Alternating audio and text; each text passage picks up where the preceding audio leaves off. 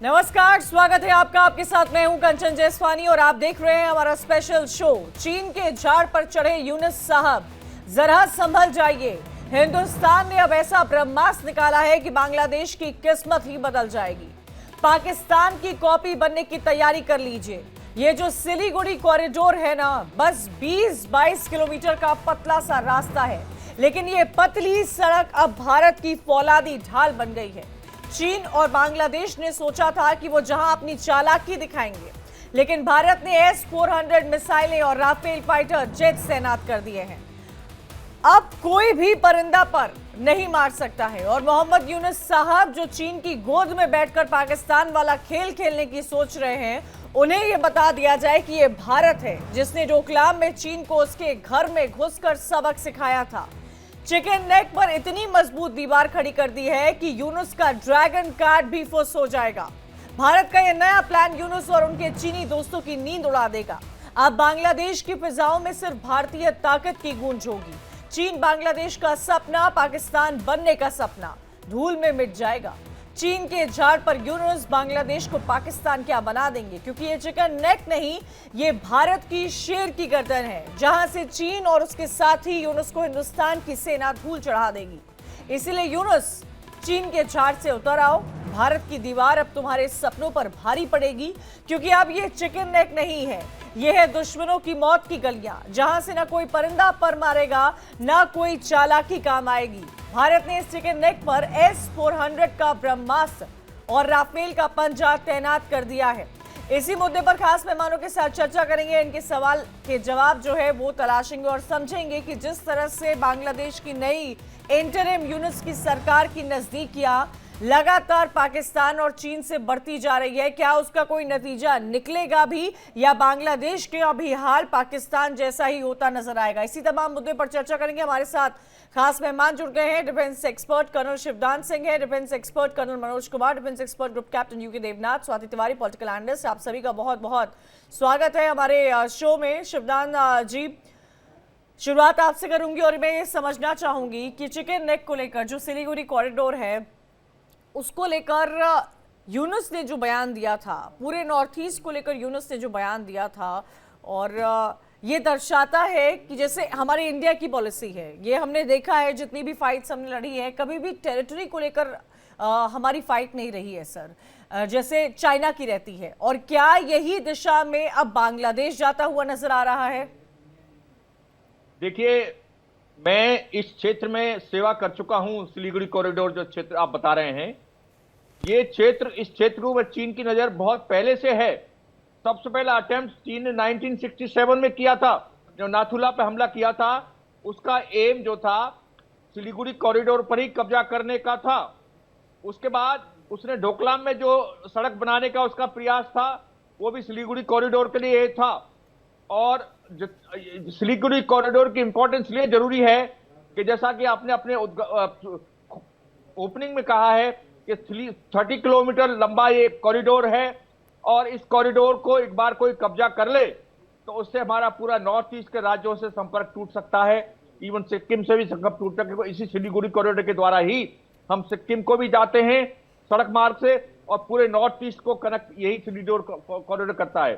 तो इसलिए जो अभी कुछ दिन से चीन की एक्टिविटी बढ़ी है बांग्लादेश के साथ में, उसका एक उद्देश्य ये भी है कि भारत को बांग्लादेश की थ्रू थ्रेट देना कि हम सिलीगुड़ी रोड पर इधर साइड से भी हम आपको कब्जा कर सकते हैं, इस साइड से भी। तो इसलिए ये बहुत ही स्वागत योग्य कदम है कि भारत सरकार ने, भारत की सेना ने इस डेंजर को पहचान लिया है और इस पर अपने जितने भी डिफेंसिव सिस्टम है उनको डिप्लॉय कर दिया है। हालांकि इस क्षेत्र में पहले से ही सेना की मौजूदगी काफी थी, मगर अब जब से इसका जो बांग्लादेश के साथ चीन का संबंध बढ़ना शुरू हुआ है, उससे ये महसूस हो गया है कि चीन जो है भारत को इधर से भी ब्लैकमेल करना चाहता है।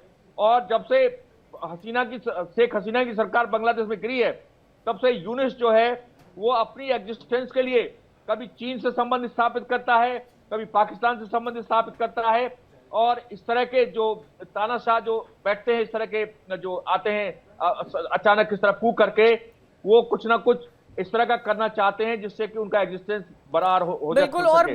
वो साफ तौर पर देखने को मिला है, क्योंकि बांग्लादेश और इंडिया में जो ट्रेड टाइज थी वो पूरी तरह से लगभग लैंड से तो खत्म ही हो चुकी है। उनके पास लैंड रूट की तरफ से इंडिया ने पूरी तरह से बैन लगा दिया है बांग्लादेश पर। रेडीमेड टेक्सटाइल का काम भी काफी ज्यादा प्रभावित हुआ है। लेकिन कर्नल मनोज कुमार, जो सिलीगुड़ी कॉरिडोर है जिसकी लगातार हम चर्चा करते हैं, आपने सुना होगा हेमंता बिस्वा का भी बयान को, जिन्होंने कहा है कि बांग्लादेश में भी दो चिकन नेक है, बांग्लादेश का ढाका का क्या हाल होगा, बांग्लादेश इस बात को भूल रहा है। लेकिन इन सब के बीच में मैं आपसे ये समझना चाहूंगी, नॉर्थ ईस्ट को लेकर जो चाइना में यूनिस की तरफ से जो स्टेटमेंट नॉर्थ ईस्ट को लेकर आया है वो क्या दर्शा रहा है, और क्यों एक नॉर्थ ईस्ट जो इंडिया का इंटरनल हिस्सा है, जैसे पाकिस्तान कश्मीर का राग लगातार बोलता रहता है, गाता रहता है, वैसे ही अब एक ट्रेंड यूनुस की भी तरफ से देखने को मिल रहा है, जो कि नॉर्थ ईस्ट पर पूरा फोकस अपना कर रहा है, चीन के साथ नजदीकी बढ़ा रहा है, सिलीगुड़ी कॉरिडोर का जिक्र कर रहा है, चिकन नेक को मैप, हेमंता जी ने तो मैप भी शेयर किया है। तो इस वक्त आपको क्या स्थिति लगती हुई नजर आ रही है कि क्यों इस तरह से बांग्लादेश की तरफ से, क्या ट्रेड और सरकार बदलने से और चाइना की तरफ नजदीकी आने से यूनुस के इस तरह के बयान सामने आ रहे हैं? देखिए, सबसे पहले तो हमें इस चीज को खारिज कर देना चाहिए कि कोई बांग्लादेश में सरकार है। वो तो इंटरिम अरेंजमेंट है, वो कोई सब चुनी हुई सरकार नहीं है, इसलिए उसका कोई भी फैसला वाजिब नहीं होगा, देश को मान्य नहीं होगा। और यही बात उनके chief of the army staff ने, वकाज साहब ने बता दिया है, क्लियर बता दिया है। और इसके साथ अगर आप देखें, हाल के दिनों में जो हरकतें उन्होंने की हैं, यूनुस साहब ने अपने देश के खिलाफ ही ऐसा लगता है उन्होंने जंग छेड़ दी है। एक तरफ वो ह्यूमैनिटेरियन कॉरिडोर प्रोवाइड करना चाहते हैं रखिन स्टेट की तरफ, दूसरी तरफ जमाते इस्लामी ने कुछ बयानबाजी की थी कुछ हफ्ते पहले कि वो बर्मा का कुछ हिस्सा रखिन स्टेट को इंडिपेंडेंट करा देंगे और मुसलमानों के लिए, रोहिंग्या मुसलमानों के लिए करा देंगे। इसके अलावा लालमोन हिरहाट जो जगह है, एक एयरबेस है जो चिकन नेक से 120-130 किलोमीटर दूर है, लेकिन हमारे अपने बॉर्डर से केवल 15 किलोमीटर की दूरी पर है। इसको भी वो चाइना के जहाजों को ऑपरेट करने का वहां पे चल रहा था कि वो लोग उनको डेवलप करेंगे, और इसका साफ मतलब है कि वो हमारे क्षेत्र में निगरानी बढ़ाना चाहते हैं और मिलकर चीन के साथ। इसमें सभी लोगों ने ऑब्जेक्ट किया, खासकर बीएनपी और सेना जो है बांग्लादेश की। उन्होंने कहा आप ऐसी सरकार, आप चुनी हुई सरकार नहीं है, आपके पास जनता का पक्ष नहीं है, तो आप ऐसे में ऐसे बड़े बड़े फैसले किसके बिना पे ले रहे हैं। ये सबको मालूम होना चाहिए कि ये यूनुस साहब बिल क्लिंटन फाउंडेशन से जुड़े हुए व्यक्ति रहे हैं और हमेशा से इनका पूरा स्टांस जो है प्रो अमेरिका रहा है। ये अमेरिका की कठपुतली बन के रहे हैं और चाइना के साथ ये दोस्ती बढ़ा के इंडिया के खिलाफ कार्रवाई कर रहे हैं, क्योंकि उनके ऊपर दबाव है जमाते इस्लामी का। जमात इस्लामी चूंकि अभी अपनी वहां पर पकड़ मजबूत नहीं कर पाई है जितना उनको चाहिए वोट, वो उनको मालूम है वो कभी भी विन नहीं कर पाएंगे वहां पे इलेक्शन। इस स्थिति में तो वो लोग चाह रहे हैं इलेक्शन को डिले करना, और इस डिले को सबने ऑब्जेक्ट किया है, उनके सभी पार्टियों ने ऑब्जेक्ट किया है। और खासकर देखिए, जब अवामी लीग जो कि मोस्ट पॉपुलर सरकार जिसने बनाई, जिनके पास वोट था पूरा, उनको ही उन्होंने क्या बोलते हैं उसको रिजेक्ट कर दिया। उन्होंने बोला ये इसके लिए मान्य नहीं है इस जमहूरियत में पार्टिसिपेट करने के लिए। इस स्थिति में जनता भी उनके खिलाफ है, ये इनको समझ में आ रहा है। आप सोचिए, पिछले कुछ दिनों में जो इन्होंने एक ही महीने में 2000 लोग वहां पे गिरफ्तार किए हैं। गिरफ्तारी डेमोक्रेसी क्वेश्चन में है, फ्रीडम ऑफ स्पीच नहीं है, पता नहीं किस बैकग्राउंड और किस पैरामीटर को लेकर वहां की इंटरिम सरकार फंक्शन कर रही है। ये तो बांग्लादेश के लोगों को ही सोचना चाहिए। यूके देवनाची, मैं आपसे ये समझना चाहूंगी, मैं थोड़ा इनसाइट चाहती हूँ कि चिकन नेक को लेकर जो इस वक्त चर्चा हो रही है, क्या ये एक बड़ा सिक्योरिटी चैलेंज बना हुआ है? और जो इंडिया की तरफ से स्टेप लिया जा रहा है, जिसकी सराहना हर तरफ हो रही है, चाहे राफेल पर उन पॉइंट्स पर लगाना या S-400 लगाना, एक पूरी तरह से क्या आपको लगता है पहले ही खतरे, इन स्टेटमेंट से ही खतरे को भाप लिया गया है और भारत अपनी पूरी तैयारी कर रहा है? और क्या सिलीगुड़ी कॉरिडोर एक इंटरनल सिक्योरिटी चैलेंज है?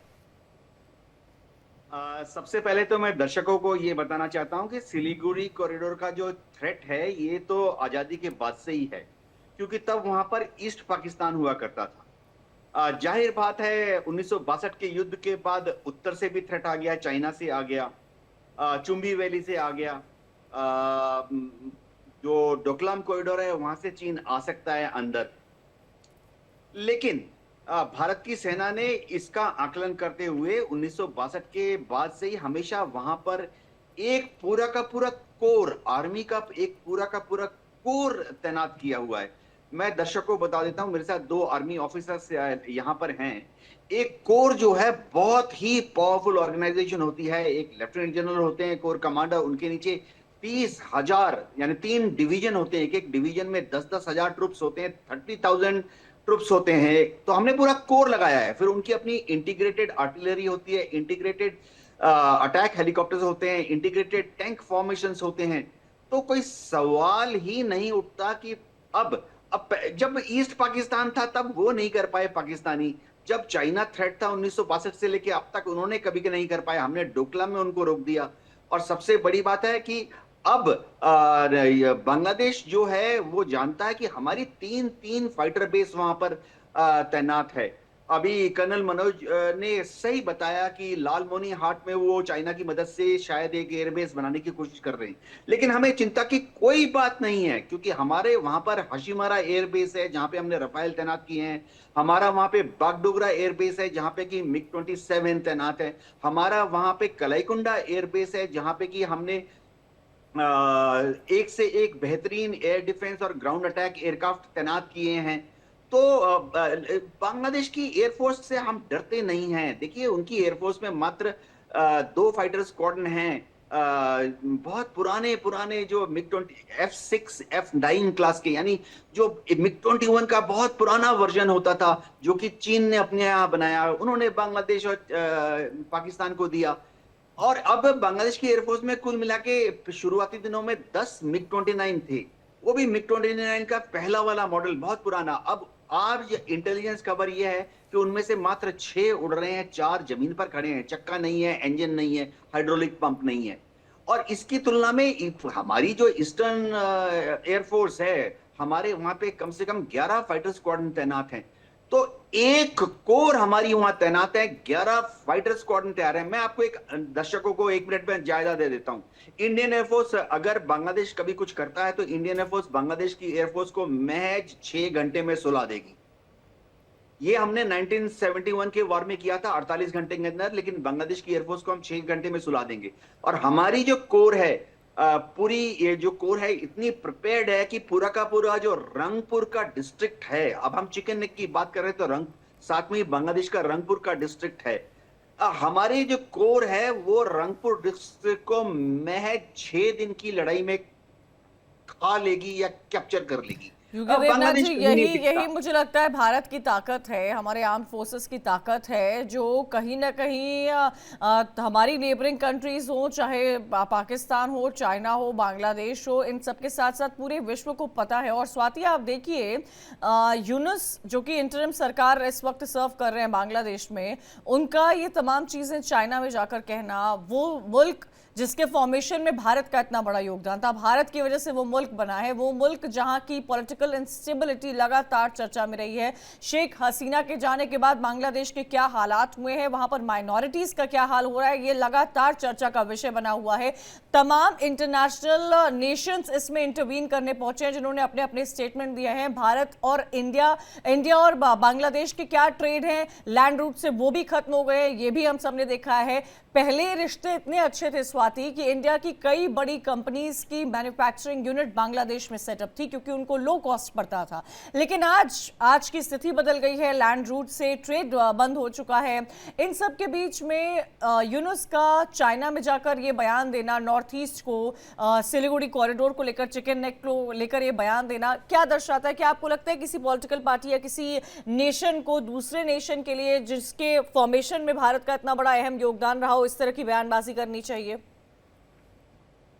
जी बिल्कुल कंचन जी, आपने बहुत सही बात को सामने रखा है कि मैंने अपने जीवन में एक बहुत लंबा समय जर्मनी में बिताया है, और मैं सच कह रही हूँ वहां पे कोई भी स्टोर पे आप जाते हो, विशेष रूप से जो एपरल स्टोर्स हैं वहां जाते हो, तो मैंने वहां made in US, UK, Europe नहीं देखा है। मैंने सारे कपड़ों पे टैगिंग जो देखी है वो मेड इन ढाका, यही बांग्लादेश की पहचान हुआ करती थी।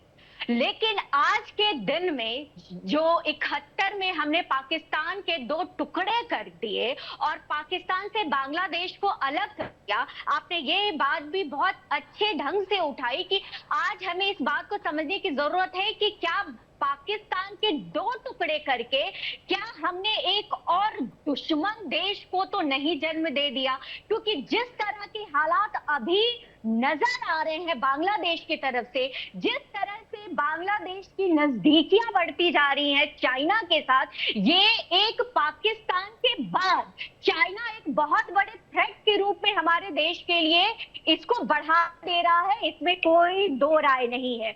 लाल मोहन हाट की बार बार बात हो रही है, वो हमारे सिलीगुड़ी वाला जो चिकन नेक कॉरिडोर है उससे तो दूरी है, लेकिन भारत बांग्लादेश के बॉर्डर से शायद 12 या 15 किलोमीटर की ही दूरी है। तो अगर चाइना उस एयरबेस को यूज करता है भविष्य में, तो ये अपने आप में एक बहुत बड़े खतरे की घंटी है भारत के लिए। हालांकि हमारे जो असम के चीफ मिनिस्टर हैं, उन्होंने जो 2 बांग्लादेशी चिकन नेक की बात की है, चटगांव की और रंगपुर की, ये उनकी एक ऐसी नस है, जैसे डिफेंस एक्सपर्ट बता रहे थे कि हम अगर हल्का सा भी दबाएंगे तो छटपटाहट बांग्लादेश की दिखेगी, और बांग्लादेश की छटपटाहट अगर दिखती है मतलब कि चाइना की छटपटाहट दिखती है। जैसे आज हमारे प्रधानमंत्री जी ने कहा कि पाकिस्तान के आवाम को समझने की जरूरत है कि उनकी सरकार, उनकी सेना उनके भलाई के लिए क्या कर रही है, ठीक यही कोट आज बांग्लादेश पे भी लागू होता है कि बांग्लादेश की जनता को ये समझने की जरूरत है कि यूनूस सरकार विशेष रूप से आने के बाद, इंटरिम गवर्नमेंट जो अभी है वहां पे, इसके बाद बांग्लादेश में क्या हो रहा है, और क्या जो सेना ने इन्हें 3-4 महीने का अल्टीमेटम दिया है, जो प्रेजेंट गवर्नमेंट वहां पे है, आर्थिक स्थितियों में सुधार के लिए और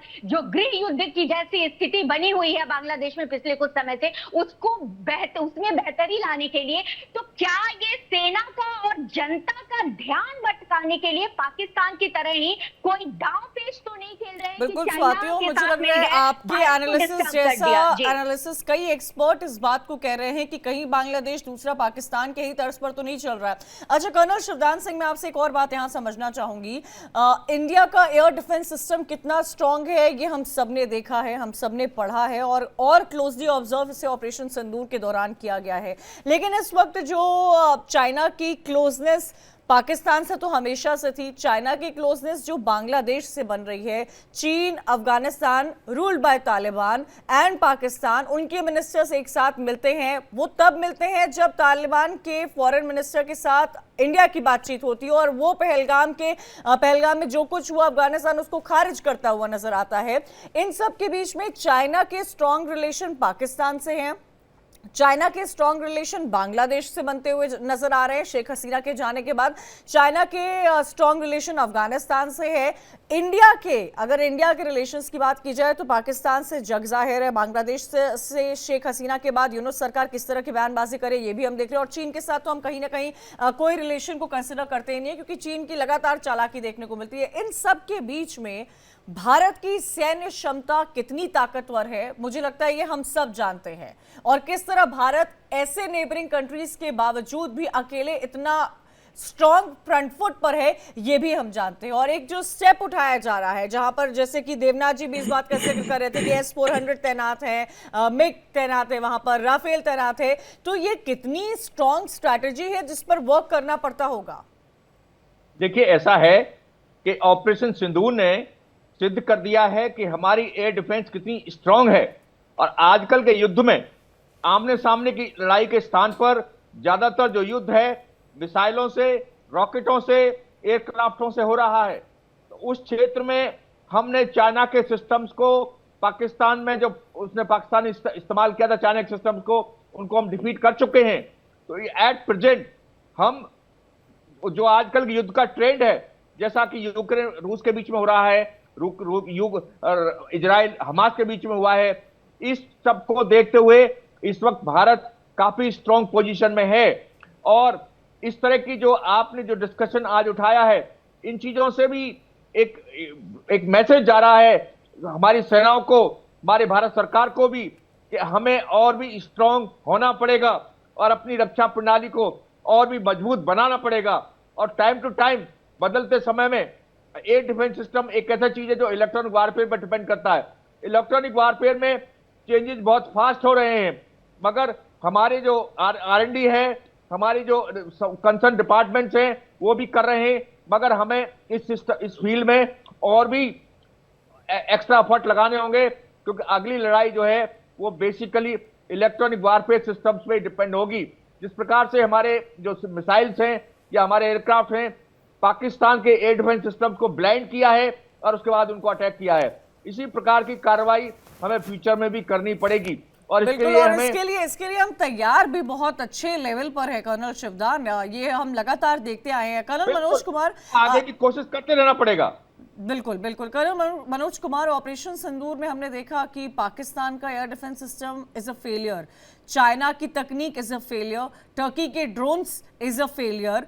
ये तमाम चीजें हैं जो ऑपरेशन सिंदूर में हम देखे, और हमने ये भी देखा कि हमारी ब्रह्मोस हो और हमारे राफेल हो, हमारे फाइटर जेट्स हो, हमारे S-400 हो, इनकी ताकत हमने देखी। आप सोचिए, पाकिस्तान से जो ड्रोन लगातार फेंके जा रहे थे उनको आसमान में ही ध्वस्त कर रहे थे हमारे डिफेंस सिस्टम। तो ये ताकत का जिक्र हम लगातार देखते हैं और हमें देखकर इस बात की खुशी होती है कि भारत का आर्म फोर्सेस कितना स्ट्रांग है, चाहे हम तीनों सेनाओं की बात क्यों ना करें। इन सब के बीच में कर्नल मनोज कुमार, आपको क्या लगता है, जब हम बात जो रिश्ते, जो खटास बांग्लादेश और भारत की आई है शेख हसीना के जाने के बाद, क्या उसका लॉन्ग टर्म इंपैक्ट होगा? क्योंकि ट्रेड पर तो असर पड़ चुका है, ये आप साफ तौर से देख रहे हैं, क्योंकि वहां पर इंटरिम गवर्नमेंट है। आपको क्या लगता है ये गवर्नमेंट कब तक वहां पर रहेगी? इलेक्शंस के क्या तस्वीर बांग्लादेश में कुछ देखने को मिल सकती है? और क्या भारत और बांग्लादेश, जो एक वक्त बहुत घनिष्ठ दोनों राष्ट्र हुए करते थे अपनी मित्रता में, क्या आने वाले वक्त में कुछ ऐसी तस्वीर आपको देखने को मिलती है? क्योंकि इस तरह की बयानबाजी के साथ तो यूनुस सरकार के साथ कोई घनिष्ठता नहीं नजर आ रही है इस वक्त। देखिए, सबसे पहले तो जो हमने अपने हथियारों का और हमारे जितने डिफेंस सिस्टम्स है, खासकर इंडिजिनस डिफेंस सिस्टम, उनका जो हमने परफॉर्मेंस देखा, वो केवल हमने नहीं देखा, उसकी मारक क्षमता केवल हमने नहीं देखी, पूरे विश्व ने देखी। और चाइनीज इक्विपमेंट का क्या बुरा हाल हुआ उस सब ने देखा है। यहाँ पर मैं ये भी बताऊं, जो अभी पाकिस्तान की ISI जो कर रही है बांग्लादेश में, आप मान के चलिए वो कोई उनके बांग्लादेशी आवाम के हितैषी नहीं है। मैं ये चाहता हूं आपके माध्यम से, अगर बांग्लादेश की आवाम ये सुन रही है, तो ये आपके जो वेस्ट पाकिस्तान के पंजाबी मुसलमानों वाली जो फौज है, पाकिस्तानी फौज, वो क्या चाहते हैं? वो चाहते हैं अपने 71 में जो आपने उनको धूल चटाई थी, उसका बदला लेना चाहते हैं आपसे। आपके साथ धोखा करेंगे, आपकी पीठ में खंजर घोंपेंगे। दूसरा जो मेरा आकलन है, शायद ये बाकी लोगों के आकलन से थोड़ा विपरीत हो सकता है, मेरा तो मानना है कि बहुत ही जल्दी, क्योंकि स्थितियां ऐसी बन रही हैं, इनके हाथ से पावर निकल रही है और आर्मी को लेना ही होगा, मार्शल लॉ वहां लगाना ही होगा। और ये आर्मी बहुत संवेदनशील है, जो कि उनकी बातों में नजर आया था, जो इन्होंने दरबार लिया था कमांडिंग ऑफिसर्स, ब्रिगेड कमांडर्स और बाकी लोगों का। चीफ ने पिछले हफ्ते 8 दिन पहले जो वहां पे दरबार लिया, उसमें जो उन्होंने बातें बोली, वो क्लियर कट इनका संदेश, जो फौज का संदेश है, जिसमें उनको काफी लोगों का समर्थन मिला, आर्मी ऑफिसर्स का। तो मुझे लगता है आर्मी को इसको सत्ता अपने हाथ में लेनी होगी और फिर निष्पक्ष चुनाव कराने होंगे। निष्पक्ष चुनाव तभी होंगे जब अवामी लीग भी पार्टिसिपेट कर पाएगी, क्योंकि जनता जो है, जिन्होंने वोट दिया था, वो तो केवल डर के माहौल में चुपचाप बैठी है आवाम। उसके अलावा जमाते इस्लामी जो है, उसके इफेक्ट को, जिसको कि समर्थन दे रहा है ISI, उसको बिल्कुल थोड़ा उसी के प्रभाव में आकर वहां पे जो दंगे फसाद हुए, हिंदुओं के खिलाफ जो कार्रवाई हुई, मेरा आकलन है वहां की जनता बहुत स्मार्ट है, वो देख चुकी है किस तरह से हमारा देश गिर चुका है। तो उन सबको देखते हुए जरूर वहां पे सद्बुद्धि आएगी, और इतने सालों से जो हमने इस अपने रिश्ते को बांग्लादेश के साथ सुदृढ़ किया था, उसको बिगड़ने नहीं देंगे। और ये जो इक्वेशन दोबारा दोनों देश मिलके एक साथ काम करेंगे, सबको इसका फायदा मेरे मिलेगा। पास समय और की हमारे कमी है दुश्मनों कर्नल को मनोज बनाने कुमार। मैं का आखिरी के दो स्टेटमेंट यूके देवनाथ जी और स्वाति जी से लेना चाहूंगी। देवनाथ जी, एक बात बताइए, जो क्लोजनेस बांग्लादेश, चीन, पाकिस्तान इन सब की बढ़ रही है, क्या इनका कुछ इम्पैक्ट होगा भी, या ये सिर्फ कुछ समय की बातें हैं? और क्योंकि भारत की सैन्य क्षमता इतनी ज्यादा है, ये इन तमाम मुल्कों को भी पता है कि इनका इंफ्रास्ट्रक्चर, इनकी तकनीक is a failure in front of us. देखिए, मैं दो शब्दों में कहूंगा, हमारी पूरी की पूरी 33 कोर सुकना में डिप्लॉयड है, 4 कोर वहां पर डिप्लॉयड है, 30,000 ट्रूप्स हैं। और चलो मैं बता देता हूं, ओपन सोर्स है, हमारी जो स्ट्राइक कोर है 17 कोर, वो पानागढ़ में डिप्लॉयड है। तो मतलब मिलिट्री कन्फ्रंटेशन का कोई कंपैरिजन ही नहीं बनता। बांग्लादेश जो है बाध्य होकर भारत का मित्र रहेगा इलेक्शन के बाद। जी बिल्कुल। और स्वाति जी, आपसे भी मैं क्लोजिंग स्टेटमेंट लेना चाहूंगी। मुझे लग रहा है बांग्लादेश में चुनाव कब होंगे इस बात का इंतजार सबको है। चाइना पाकिस्तान को भले ना हो क्योंकि वो यूनिस से बहुत बेनिफिट हो रहे हैं, लेकिन इंडिया इस बात पे फॉरवर्ड लुक कर रही है कि वहां पर चुनाव, इट्स अ डेमोक्रेसी ना, तो वहां चुनाव कब होगा इस पर सबकी नजरें टिकी हुई हैं। स्वाति जी।